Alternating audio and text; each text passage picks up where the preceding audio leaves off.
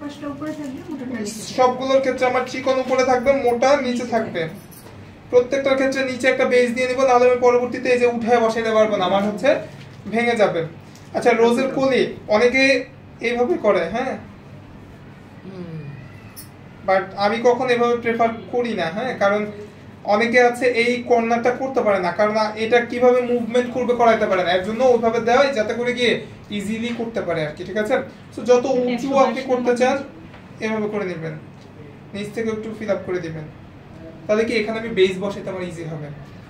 আগে কি করলাম, দুইটা চারটা করেছি, আপনার এটা মনে নাই, বাদ দেন, এটা এক সাইড থেকে করতে থাকবে, এটা প্যাটার্ন তুলবো মাঝখান থেকে,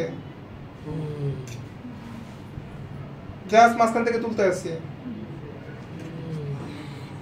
কলির ক্ষেত্রে হ্যাঁ, এটা তুলা নিচে কর্নার,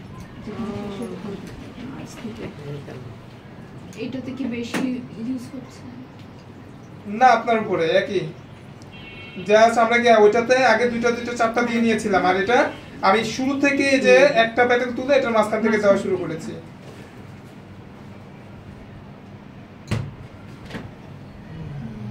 ঠিক আছে